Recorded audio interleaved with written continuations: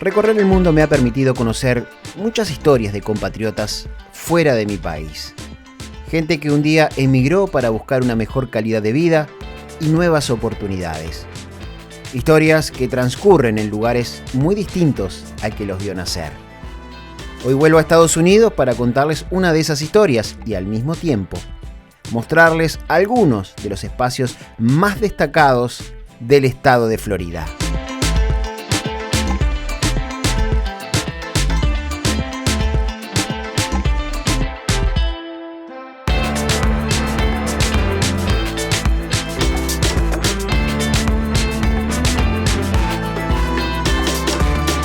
El estado de Florida es uno de los estados con los que más familiarizados estamos los uruguayos, principalmente porque Miami es la ciudad estadounidense que se conecta con Montevideo. Se podría decir que históricamente ha sido la puerta de entrada a los Estados Unidos para quienes viajamos desde nuestro país. Sin embargo, más allá de la importancia que tiene a nivel mundial la ciudad de Miami, esta no es ni siquiera la capital. Y si bien es una de las zonas balnearias más populares del planeta, es apenas uno entre tantos factores destacados del estado al que pertenece.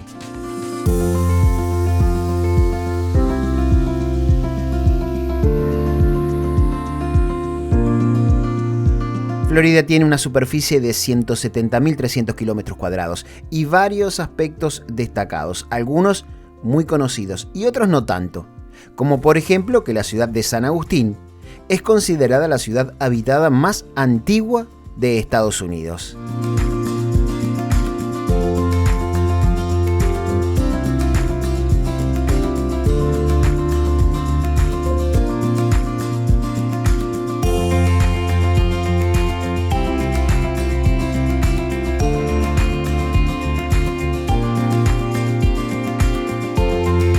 Se sabe que las primeras expediciones de los españoles ya habían llegado un tiempo antes a esta zona, pero como centro poblado habitado desde aquel entonces, San Agustín es lo más antiguo del país, fundada en 1565.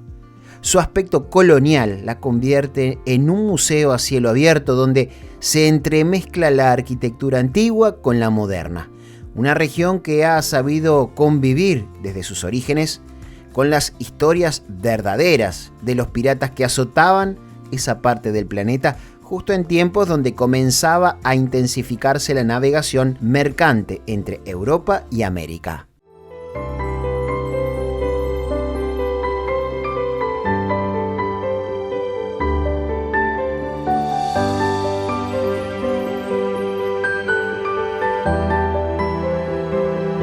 El castillo de San Marcos, en esta parte de Florida, fue construido en 1672 con el objetivo de afianzar la presencia militar de la corona española en las tierras recientemente conquistadas.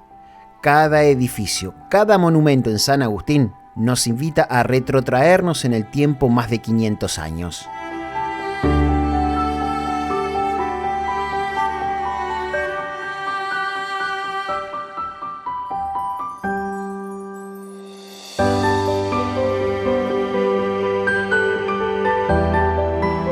Desde el punto de vista geográfico, el estado es una gran superficie plana, sin grandes elevaciones, donde además de playas muy lindas de aguas cálidas, hay miles de kilómetros cuadrados compuestos por los Everglades. Se podría decir que toda la parte sur del estado de Florida es como un gigantesco humedal, cuya superficie desde el siglo XIX ha sido intervenida para poder desarrollar actividades productivas como extensas plantaciones de caña. En la actualidad, una de las actividades turísticas más populares es la navegación en lanchas especiales que permiten adentrarse en las áreas naturales protegidas y ver de cerca especies como los alligators, los famosos lagartos de Florida, que aquí forman parte de proyectos estatales de conservación de esa especie.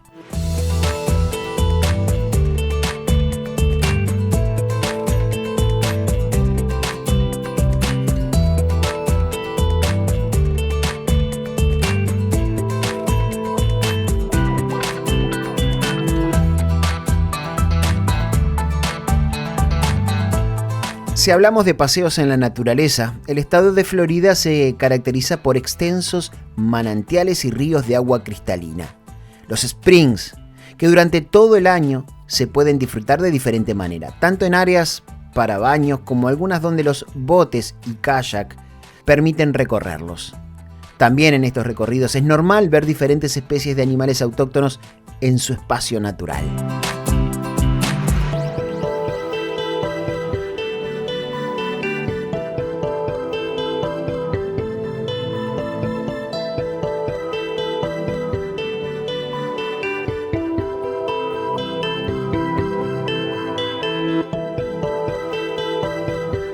Otro ícono del estado es la base de lanzamiento de cohetes de Cabo Cañaveral, una de las sedes más importantes de la NASA, desde donde han partido todas las misiones espaciales de la agencia norteamericana, tanto las tripuladas como las no tripuladas. Pero sin duda alguna, que hablar del estado de Florida es hablar de Orlando, donde se encuentran los grandes parques temáticos de entretenimiento. A la iniciativa futurista que tuvo Walt Disney a mediados del siglo pasado, se le fueron sumando varios emprendimientos, como los de Universal o SeaWorld, entre otros, que es lo que ha hecho que, por ejemplo, durante el 2023, llegaran a la zona de Orlando nada más y nada menos que 74 millones de turistas.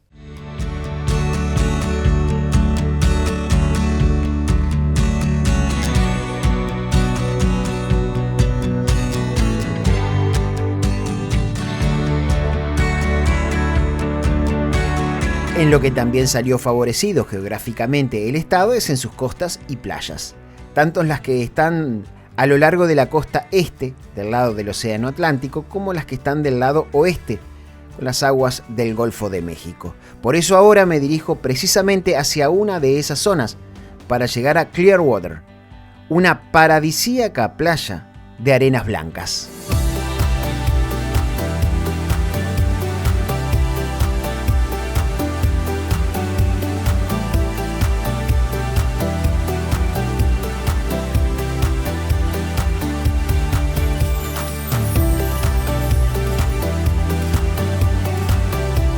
La ciudad de Clearwater tiene algo más de 100.000 habitantes permanentes, a lo que se le suman un buen número de turistas durante gran parte del año.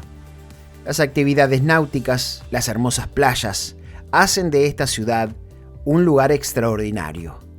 Un lugar limpio, muy prolijo, donde la única dificultad que se me presentó fue encontrar dónde estacionar cerca de la playa, ya que estacionamientos hay, pero no siempre es sencillo encontrar lugar, sobre todo los que están más cerca de la costa. Bueno, y este es un mensaje para los uruguayos que a veces les cuesta muchísimo darle 20 pesos de propina a un cuidacoche cuando van a la playa en verano. Bueno, acá el estacionamiento es público, dice estacionamiento público para entrar, pero hay que pagar. Estamos hablando de $3.50 la hora para estar paraditos estacionados acá. $7, 2 horas, que más o menos el tiempo que pienso estar. Así que bueno, esto es lo que sucede en Estados Unidos. Todo muy lindo, todo funciona a la perfección, pero hay que pagar para todo, incluso para estacionar. Menos mal que ando con mi dinero, porque si no a esta altura no sé qué hacía. Esta es una manera de estar todo el tiempo pagando cosas.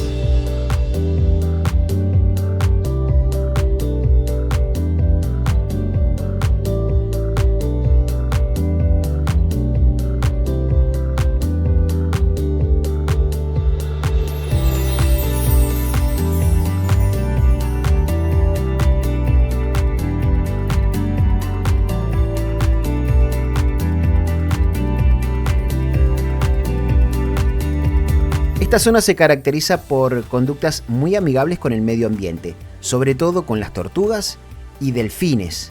En Clearwater hay varios programas de rehabilitación de animales marinos que llegan heridos a la costa.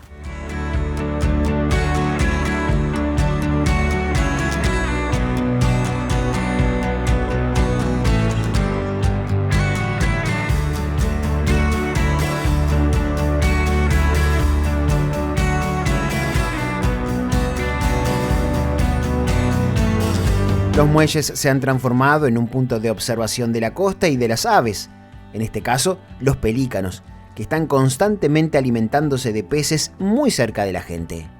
Toda esta zona costera es de gran valor turístico para el estado y pese a ser muy concurrida, sigue siendo como un espacio reservado para los ciudadanos de esa zona, a diferencia de lo que ocurre en Miami, por ejemplo, o en otras playas populares de la costa este.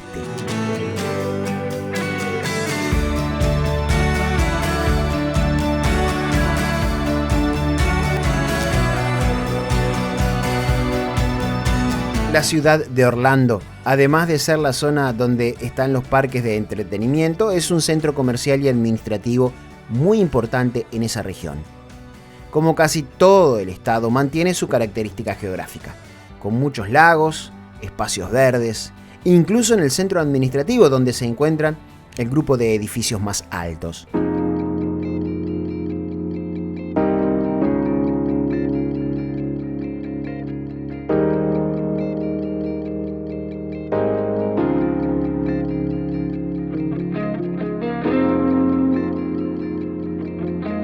Luego de hacer este repaso genérico de lo que abarca el estado de Florida, me dirijo hacia el área de Deltona, para conocer la historia de un compatriota que, como tantos, un día emigró de Uruguay para poder trabajar y desarrollar su vida.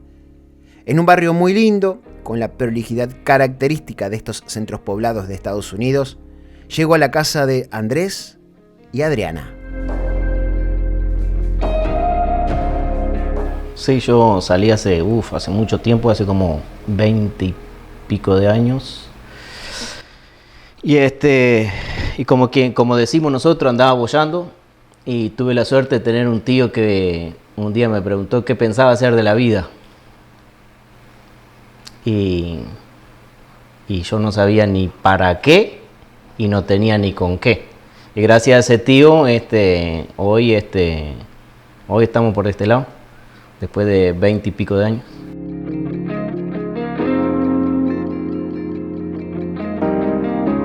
Andrés y Adriana formaron una hermosa familia. El destino los unió en Estados Unidos. Se conocieron en Nueva York y de ahí en más el camino lo siguieron juntos. Algo muy importante para afrontar el desafío del desarraigo, de llegar a un mundo totalmente nuevo, siendo muy jóvenes. No estaba tomando conciencia de la decisión que estaba tomando. Tenía 19 años y me ofrecieron decir vamos, y los primeros 6 meses creo que lloré todos los días. Y después, bueno, me fui acostumbrando. Como que no lo viví como como que me vengo y ahora no sé cuándo vuelvo. No lo viví así porque no lo pensé, no vine. No tenía edad, creo, de razonar lo que estaba haciendo. Y una vez acá, después uno tiene que trabajar porque vine con plata que me prestaron mi tía y había que devolverla. Después vino mi mamá y entonces ya después no te podés volver. Ahí es donde te entra el... Y otra cosa también es que yo trabajaba ya en una oficina cómoda y vine acá y trabajaba limpiando el shopping y o sea, para una gurisa de 19 años era chocante el tema de... Te cambian las costumbres rapidísimo y la necesidad, como decimos nosotros, la necesidad tiene cara hereje y te empezás a adaptar a la situación. Es duro. Después el tiempo te viene recompensando muchas cosas que uno empieza a anhelar y las empezás a conseguir. Y después que vos formás un hogar y ya es completamente diferente, ya tenés un punto y una meta y ya empezás a dar, como quien dice, entre todos empezás a dar pasos agigantados. Y es mucho más fácil en familia, definitivamente, mucho más fácil.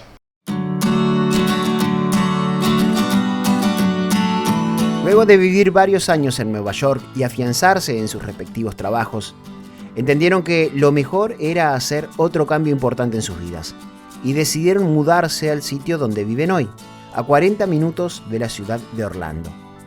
Muchos podrían pensar que lograr vivir en Nueva York y afianzarse socialmente allí es la máxima aspiración de cualquiera, pero la realidad es que en Estados Unidos la calidad de vida también se encuentra en lugares no tan congestionados de gente y tránsito.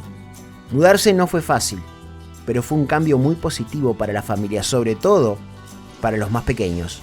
Nosotros tenemos 2 hijos, Agustín y Noah. Cuando vinimos con Agustín, tenía 6 años, tenía Agustín. Y Agustín vivía completamente y metido, en ese tiempo era el Wii, que era parecido al PlayStation. Y vivía eternamente metido ahí, era la televisión, para él era la vida de él.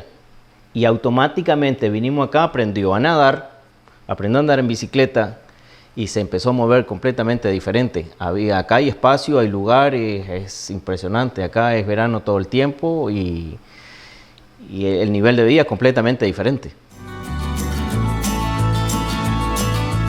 Cuando conocemos historias como esta, muchas veces surge la duda de qué hubiese sido de sus vidas si en Uruguay se hubieran esforzado como lo hicieron en Estados Unidos. Y la respuesta siempre es la misma. Pienso que las personas acá tienen muchas más oportunidades, sin capaz la necesidad de tanto esfuerzo. O sea, uno si trabaja todos los días, te levantas temprano, o sea, lo mismo, pero tenés más oportunidades que de lo que yo viví, de lo que yo me acuerdo en el 2000, que trabajaba, lo mismo que trabajo acá, pero tenía que pagar un pantalón en 6 meses. Y eso acá no. Entonces, eso lo comparo a lo que yo dejé. No sé si ahora, ojalá esté mejor en ese sentido.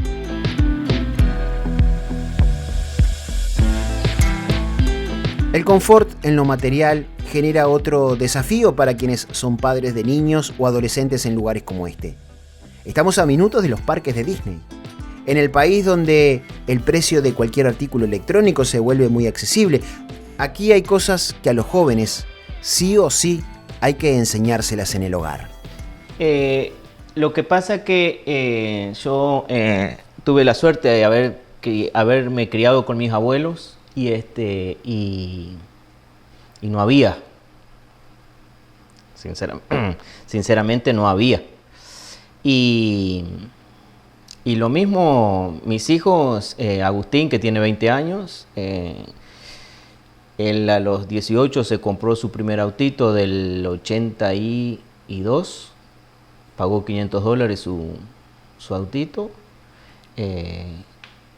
y siempre ganándose, él hacía cosas en casa y siempre se lo ganaba.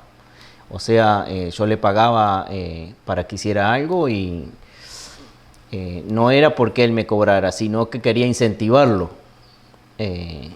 Porque la vida misma es así. Hoy papá te puede incentivar, pero mañana, cuando vos salgas a la guerra de la vida, se te va a hacer mucho más fácil porque la escuela la estuviste en casa. Sí, yo pienso, o sea, que tenemos siempre las ganas de darles lo mejor y de que ellos no sufran y de que no pasen situaciones difíciles. Que no se frustren. Claro. Pero a la misma vez tienen que aprender lo que valen las cosas, el esfuerzo que uno hace. Y yo los miro a ellos hoy y les digo, tienen que estudiar porque están en el país de las oportunidades. Y hay mucha gente que nació acá, vive acá toda la vida y no hace nada. Entonces uno como que los empuja más en ese sentido y no sé si está bien o mal, pero es como que yo trato de traspasarles lo que yo aprendí, lo que yo viví y me parece una injusticia que estén... Entonces los empujas, claro, los empujas más. Para los rioplatenses, fomentar algunas costumbres y hábitos en sus hijos es una forma de mantener cerca las raíces. Por eso, pese a que Agustín y Noah nacieron en Estados Unidos, hablan perfecto español.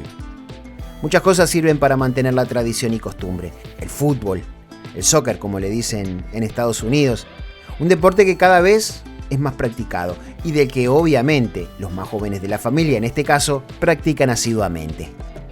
En esta parte de Estados Unidos no hay muchos uruguayos, pero quizá nuestra manera de ser socialmente hace que se respete nuestra nacionalidad, y eso se debe exclusivamente a los compatriotas que a lo largo del tiempo se fueron ganando la aceptación y respeto de la comunidad local.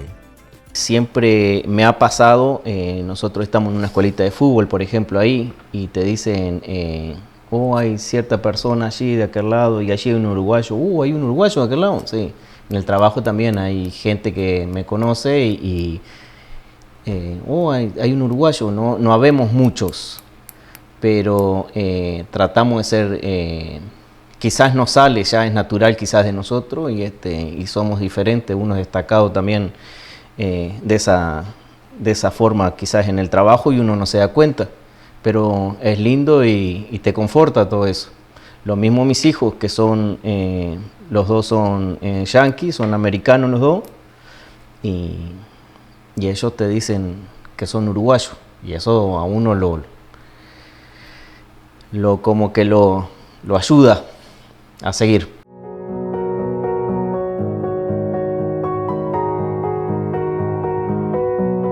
El precio que hay que pagar para lograr el sueño americano es más alto de lo que muchos imaginan. Porque a medida que avanzan los años, que el inmigrante va construyendo una nueva vida, una nueva historia, empiezan a entremezclarse los sentimientos. Por un lado, el amor de su tierra y por otro, el agradecimiento al sitio que les ha dado todo. Cuando la primera vez que volví, o sea, pasé 13 años sin volver, y cuando volví, yo tenía esa sensación de que volvía a casa y no encontré, o sea, ya nada era igual, ya nada. Entonces fue eso, como esa sensación de que no soy de acá porque acá me faltan cosas, y tampoco ya soy de allá porque allá tampoco me hallo. Andrés quiere volverse, cuando nos jubilemos o más adelante, volver a Uruguay.